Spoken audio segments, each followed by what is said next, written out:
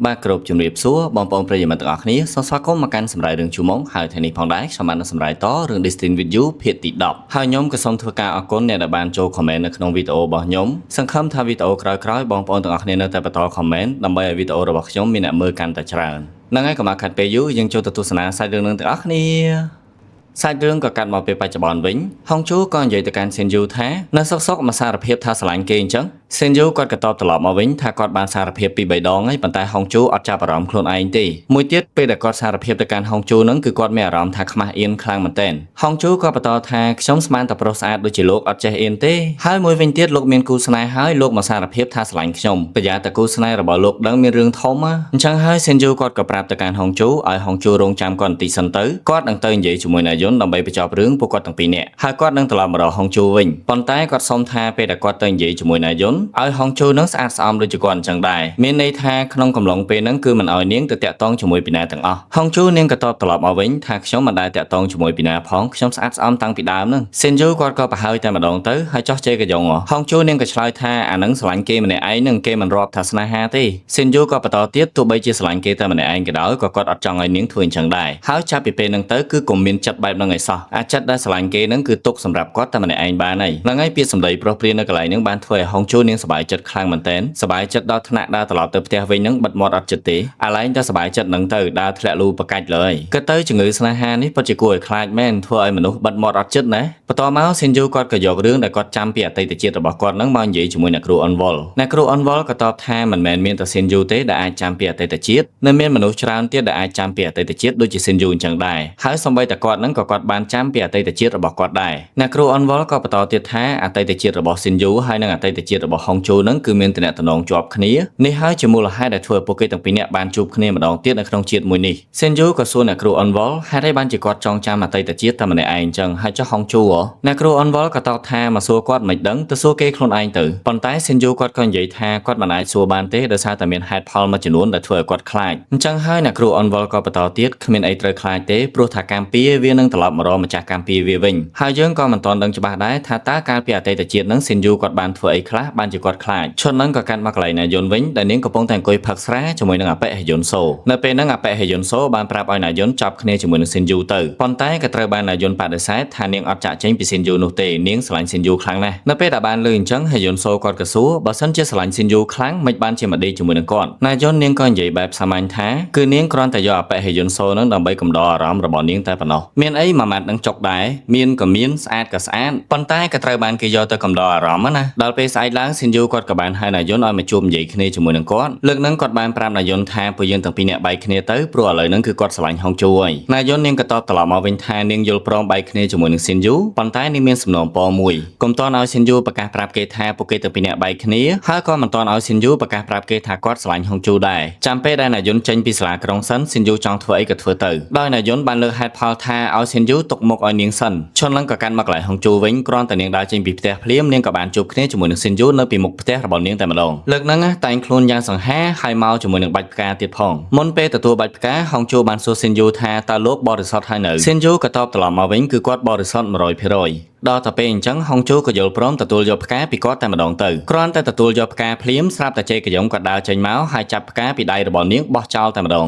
រួចហើយពួកគេទាំងពីរនាក់ក៏ចាប់ផ្ដើមទៅដើមយកហុងជូបើយើងនិយាយភាសាសាមញ្ញគេតែងតែនិយាយថាបោះអញទេបោះអញទេបោះអញទេតាមពិតទៅរឿងរ៉ាវដែលបានកើតឡើងទាំងប្រមាណហ្នឹងគ្រាន់តែជាការស្មើសម័យរបស់ហុងជូតែប៉ុណ្ណោះហើយតែស្នេហាពេញខ្លួនស្មើសម័យទាំងឈរនៅពេលដែលហុងជូមកដល់កន្លែងធ្វើការក៏បានជួបគ្នាជាមួយនឹងសេនយូហើយពួកគេទាំងពីរនាក់ក៏ចាប់ផ្ដើមនិយាយឆ្លងឆ្លើយគ្នាទៅវិញទៅមកដែលធ្វើឲ្យសេបយលនឹងឆ្ងល់ខ្លាំងមែនទែនអារបៀបសួរថាយប់មិញគេងឆ្អែតអត់ផឹកឡើងញ៉ាំបាយឆ្ងាញ់អត់ចឹងណាឈុតហ្នឹងក៏កាន់មកដល់ពេលថ្ងៃដែលសេនយូគាត់កំពុងតែអង្គុយញ៉ាំបាយជាមួយនឹងជេកយ៉ុងគាត់ក៏សួរជេកយ៉ុងថាតើជេកយ៉ុងបានរៀបចំកាមេរ៉ានៅជុំវិញផ្ទះហើយនៅប៉ុន្តែមើលទៅជេកយ៉ុងគាត់ដូចជាមិនសូវចាប់អារម្មណ៍ជាមួយនឹងការដាក់កាមេរ៉ាទេដោយសារតែគាត់នៅផ្ទះជាមួយនឹងហុងជូស្រាប់ហើយហ្នឹងពួកគេទាំងពីរនាក់កំពុងតែនិយាយគ្នាហ្នឹងស្រាប់តែនាយុនចូលទៅអង្គុយជិតសេនយូនាយុនបានធ្វើធម្មតាដូចជាគ្មានរឿងអ្វីកើតឡើងអញ្ចឹងប៉ុន្តែអ្នកដែលមិនធម្មតានោះគឺជាហុងជូនៅពេលដែលនាងបានឃើញនាយុនទៅអង្គុយជិតសេនយូធ្វើឲ្យនាងប្រច័ណ្ឌខ្លាំងមែនទែនបន្ទាប់ពីញ៉ាំអីហើយសេនយូគាត់ក៏មកជួបជាមួយនាយុនដោយគាត់បានប្រាប់នាយុនថាថ្ងៃក្រោយទៅកុំមកអង្គុយជិតគាត់អញ្ចឹងទៀតដោយសារតែទង្វើរបស់នាយុនធ្វើឲ្យគាត់អត់សូវសប្បាយចិត្តទេដល់ពេលយប់ឡើងនាយុនបានហៅហុងជូមកអង្គុយផឹកជាមួយនាងហើយមកផឹកហ្នឹងមិនមែនកំណត់ល្អទេគឺនាងបាននិយាយទៅកាន់ហុងជូថាគុំសង្ឃឹមថាខ្ញុំនឹងបែកគ្នាជាមួយនឹងសេនយូ ឲ្យសោះហើយថ្ងៃរៀបការរបស់ពួកខ្ញុំទាំងពីរអ្នកចិត្តចូលមកដល់ហើយនៅពីមុខណាយុនហុងជូនិយាយដូចជាអត់ខ្វល់ជាមួយនឹងពាក្យសម្ដីរបស់ណាយុនទេអញ្ចឹងហើយណាយុនក៏បន្តទៀតថាហុងជូគួរតែដកខ្លួនចេញទៅដោយនាងយល់ថាហុងជូគឺជាមិត្តភក្តិជាមួយនាងបានជានាងនិយាយត្រង់ៗបែបហ្នឹងដោយសារតែនាងបានស្គាល់ពីចរិតរបស់ស៊ិនយូច្បាស់ស៊ិនយូទៅជួបជាមួយនឹងហុងជូគ្រាន់តែចង់បោកប្រាស់ហុងជូតែប៉ុណ្ណោះម្យ៉ាងវិញទៀតការរៀបការរបស់ពួកគេទាំងពីរនាក់ហ្នឹងក៏ចាស់ទុំជាអ្នករៀបចំឲ្យដែរអញ្ចឹងហើយកុំឲ្យហុងជូលងខ្លួនតាន់ដកខ្លួនចេញឲ្យហើយទៅពីដំបូងហុងជូធ្វើដូចជាអត់សូវខ្វល់ទេប៉ុន្តែពេលដែលស្ដាប់យូរទៅរៀងឈឺដែរនេះហើយជាមូលហេតុដែលណាយុនស្នើសុំស៊ិនយូកុំតាន់ប្រកាសបែកគ្នាជាមួយនាងដើម្បីនឹងយកពេលវេលាមកបំបែកបាក់ហុងជូឲ្យចេញពីស៊ិនយូណាយុនក៏បន្តទៀតថារឿងដែលស៊ិនយូទៅស្រឡាញ់ស្រីផ្សេងមិនមែនជាលើកទី1ទេគឺវាច្រើនដងណាស់ហើយដែលស៊ិនយូទៅស្រឡាញ់ស្រីផ្សេងហើយចុងក្រោយត្រឡប់មកស្រឡាញ់នាងវិញដដែលហ្នឹងហើយមិត្តភក្តិដូចជាណាយុនហ្នឹងយើងអាចហៅបានថាមិត្តទូរទស្សន៍ចំណែកស៊ិនយូវិញគាត់កំពុងតែអង្គុយញ៉ាំបាយជាមួយនឹងគីមវូកដោយគីមវូកបាននិយាយទៅកាន់ស៊ិនយូថាម្ចាស់ក្រុមហ៊ុនមេធាវីហ្នឹងបានហៅស៊ិនយូឲ្យទៅធ្វើការនៅកន្លែងចាស់វិញតែក៏ត្រូវបានស៊ិនយូបដិសេធថាដាច់ខាតគឺគាត់អត់ត្រឡប់ទៅវិញនោះទេ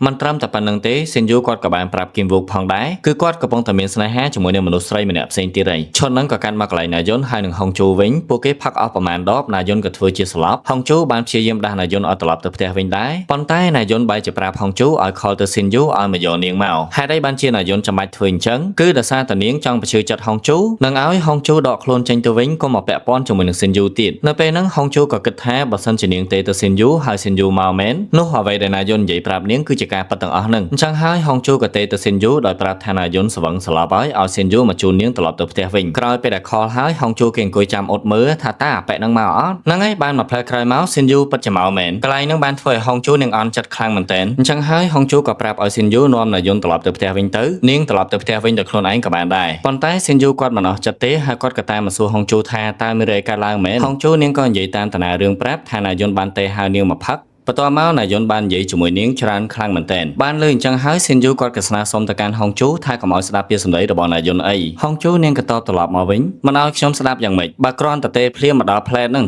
ស៊ិនយូគាត់ក៏ធ្វើការលួងលោមទៅកាន់ហុងជូថាចាំនិយាយគ្នាម្ដងទៀតនៅពេលក្រោយហុងជូនាងក៏ដើរចេញពីកន្លែងហ្នឹងទាំងខឹងតែម្ដងនៅពេលដែលហុងជូត្រឡប់មកដល់ផ្ទះវិញស្រាប់តែនាងបានប្រទះឃើញពីណាម្នាក់កំពុងតែនៅពីមុខបន្ទប់នាងចាំកាលទៀតនាងក៏ដកស្ព្រេបាញ់ព្រានារីមកបាញ់ចំមនុស្សម្នាក់ហ្នឹងតែម្ដងហ្នឹងហើយមានពីណាទៀតមនុស្សម្នាក់ហ្នឹងគឺជាជេកយ៉ុងហ្នឹងហើយតាមពិតទៅជេកយ៉ុងគាត់ឡើងមកខាងលើគឺគាត់បានរៀបចំបាយមកហូបទុកញ៉ាំជាមួយនឹងហុងជូប៉ុន្តែក៏ត្រូវបានហុងជូយកស្ព្រេបាញ់ព្រានារីបាញ់ចំកណ្ដាលភ្នែកគាត់បាត់ទៅហើយឈុនហ្នឹងក៏កាន់មកកន្លែងណាយុនវិញម្ដងក្រោយពេលដែលនាងធ្វើជាស្លាប់អស់មួយសន្ទុះធំនាងក៏បានភ្ជាប់នឹងខ្លួនមកវិញហើយស៊ិនយូក៏ប្រាប់នាងថាចាប់ពីថ្ងៃហ្នឹងទៅកុំទៅជួបនិយាយគ្នាជាមួយហុងជូទៀតមិនត្រឹមតែប៉ុណ្្នឹងទេស៊ិនយូបានប្រាប់ឲ្យណាយុនចុះពីលើឡានរបស់គាត់ទៅគាត់គ្មានពេលជួបនាងត្រឡប់ទៅផ្ទះវិញទេលើកហ្នឹងគឺស៊ិនយូគាត់លេងមែនតើណៃចាំមើលថាតើណាយុននឹងប្រើប្រាស់ល្បិចអីបន្តទៀតដើម្បីបំបែកបាក់ហុងជូចេញពីស៊ិនយូចំណែកហុងជូវិញគឺនាងដេកអត់លក់ទេក្រោយពេលដែលនាងបានស្ដាប់ពាក្យសម្ដីរបស់ណាយុនគឺនាងខ្លាចតែស៊ិនយូនឹងពិតជាបោកប្រាស់នាងពិតមែនណាហើយសាច់រឿងក៏បានកាត់មកថ្ងៃបន្ទាប់ដែលស៊ិនយូគាត់បានបើកឡានមកធ្វើការចៃដន្យអីគាត់ក៏ប្រទះឃើញហុងជូជិះឡានមកធ្វើការជាមួយនឹងជេកយ៉ុងធម្មតាទេពេលដែលយើងឃើញមនុស្សស្រីដែលយើងស្រឡាញ់ទៅជិះឡានជាមួយអ្នកផ្សេងប្រកាសជាអត់សប្បាយចិត្តអីអញ្ចឹងហើយគ្រាន់តែគាត់ចូលមកដល់ក្នុង office ភ្លាមគាត់ក៏ទេហៅហុងជូឲ្យមកជួបគាត់តែម្ដងសំណួរដែលគាត់សួរទៅកាន់ហុងជូហេតុអីបានជានាងទៅជិះឡានជាមួយនឹងជេកយ៉ុងដោយសារតែពួកគេទាំងពីរនាក់បាននិយាយគ្នាថាពួកគេទាំងពីរនាក់ត្រូវតែស្អាតស្អំគ្រាន់តែបានឮសំណួរនឹងភ្លាមហុងជូក៏សួរត្រឡប់មកវិញហើយចុះស៊ិនយូទៅតាក់ទងជាមួយណាយុនធ្វើអីទៀតចុះចាស់អស់ហើយហ្នឹងឆ្លោះគ្នាធ្វើមើលតែក្មេងប្រទេសអានេះទាំងពីរនាក់បានត្រូវនៅពេលហ្នឹងស៊ិនយូគាត់ក៏និយាយថាមើលទៅនិយាយដូចជាអត់ចូលគ្នាសោះអញ្ចឹងហើយគាត់ក៏ដើរចូលទៅចិត្តហុងជូម្ដងតិចរហូតតនាងអស់ចំហអង្គុយទៅលើកៅអីតែម្ដងចាំកាលទៀតស៊ិនយូគាត់បានចាប់កៅអីហ្នឹងហើយអស់នាងឲ្យចូលមកចិត្តគាត់តែម្ដងមនុស្សស្រីក្បាលរឹងហើយតមាត់ប្រប៉េះអញ្ចឹងតចាប់ថើបមាត់ម្ដងបានរៀងបន្ទាប់មកស៊ិនយូគាត់ក៏អោនទៅម្ដងតិចចង់ថើបមាត់របស់នាងហើយគ្រប់ពេលដែលស៊ិនយូគាត់អោនទៅថើបហុងជូគឺហុងជូតែងតែបិទភ្នែកមិនទាន់តែបានថើបផងស្រាប់តែជំនួយការរបស់ស៊ិនយូហ្នឹងបើកទ្វារចូលមកដើម្បីកុំឲ្យបែកការស៊ិនយូគាត់ក៏រុញហុងជូឲ្យចេញឲ្យឆ្ងាយពីគាត់តែម្ដងទៅជំនួយការរបស់ស៊ិនយូគាត់ចូលមកតាន់មែនប៉ុន្តែគាត់អត់តាន់ដឹងថាមានរឿងអីកើតឡើងនោះទេដល់តែពេលអញ្ចឹងហុងជូនាងក៏បញ្ញាលាពួកគេទាំងពីរនាក់ត្រឡប់ទៅវិញស៊ិនយូក៏ប្រាប់ជំនួយការគាត់ថាថ្ងៃក្រោយមុននឹងចូលមកគោះទ្វារផងដល់ពេលយប់ឡើងហុងជូក៏មកញ៉ាំអីជាមួយនឹងជេកយ៉ុងជាការសំទោសដែលនាងបានយកស្ព្រេបាញ់ព្រានារីទៅបាញ់កដាលមុខគាត់ហើយក៏ប្រឡប់ចិត្តដើម្បីកុំឲ្យនាងគិតរឿងរបស់ស៊ិនយូច្រើនពេកកំពុងតែអង្គុយញ៉ាំអីជាមួយគ្នាស៊ិនយូគាត់ក៏ផ្ញើសារមកសួរថាតើហុងជូកំពុងតែ ធ្វើអីគេប៉ុន្តែនាងអត់បានឆ្លើយតបជាមួយនឹង Shinju ទេហើយក៏យកទូរស័ព្ទរបស់នាងដាក់ចូលទៅក្នុងកប៉ាល់វិញចាប់ផ្ដើមធ្វើចរិតអញ្ចឹងទៀតណាចាំមើលតទេទៅគេអត់លើកវិញណាស្រាប់តែពេលហ្នឹងចេកយ៉ុងគាត់ក៏និយាយទៅកាន់ហុងជូថាកុំទៅខ្វាយខ្វល់ជាមួយនឹងរឿងរបស់ Shinju ខ្លាំងពេកគឺនាងអាចជ្រើសយកគាត់បានចេកយ៉ុងគាត់ចង់មានន័យថាកុំឲ្យហុងជូទៅស្រឡាញ់ Shinju ហើយឲ្យនាងមកស្រឡាញ់គាត់វិញឈុនហ្នឹងក៏កាត់មកកន្លែងអាប៉ែចុងបឹមវិញគាត់កំពុងតែធ្វើការនៅកន្លែងរបស់គាត់ណាយុនក៏ដើរចូលទៅនឹងឲ្យរបស់ម្យ៉ាងឲ្យទៅគាត់របស់ដែលណាយុនឲ្យទៅអាប៉ែចុងបឹមគឺជាស្រោមដៃដោយណាយុនបានប្រាប់ទៅអាប៉ែចុងបឹមថាចង់ធ្វើអីធ្វើលឿនៗទៅនាងគ្មានពេលរងចាំទេគ្រាន់តែណាយុនដើរចេញទៅបាត់អាប៉ែចុងបឹមហ្នឹងក៏ចាប់ផ្ដើមរៀបចំពិធីរបស់គាត់តែម្ដងដោយគាត់បានយកខោអាវដែលណាយុនបានយកមកឲ្យគាត់កាលពីថ្ងៃមុនហ្នឹងទៅខ្ចប់ជាមួយនឹងស្រោមដៃដែលណាយុនទៅយកមកបន្ទាប់មកគាត់បានយកខ្សែសមាទៅចងពីលើវាហើយអាដៃសម្រក់ឈាមពីលើវាទៀតរួចហើយគាត់ក៏យករបស់ដែលគាត់បានធ្វើហ្នឹងដាក់ចូលទៅក្នុងថូដាក់ដីកប់ពីលើហើយនឹងយករុក្ខជាតិទៅដាំពីលើវាផងដែរបើតាមការស្មានរបស់ខ្ញុំអាប៉ែចុងបឹមហ្នឹងគាត់កំពុងតែដាក់អំពើទៅលើនរណាម្នាក់ប៉ុន្តែយើងនៅមិនទាន់ដឹងទេថាម្នាក់នោះគឺជានរណាគេឈុនហ្នឹងក៏កាន់មកកន្លែងមេរបស់ហុងជូវិញនៅពេលដែលគាត់ផ្ញើពីដេកគឺគាត់ចម្លែកចិត្តខ្លាំងមែនទែនព្រោះកន្លែងនៃគាត់ដេកមិនមែនជាផ្ទះរបស់គាត់ហ្នឹងហើយកន្លែងនៃគាត់ដេកមិនមែនជាផ្ទះរបស់គាត់ទេដោយសារតែវាគឺជាផ្ទះរបស់អូនយ៉ុងចង់និយាយថាពួកគាត់ទាំងពីរនាក់ហ្នឹងចាប់ផ្ដើមមានតំណែងស្នេហ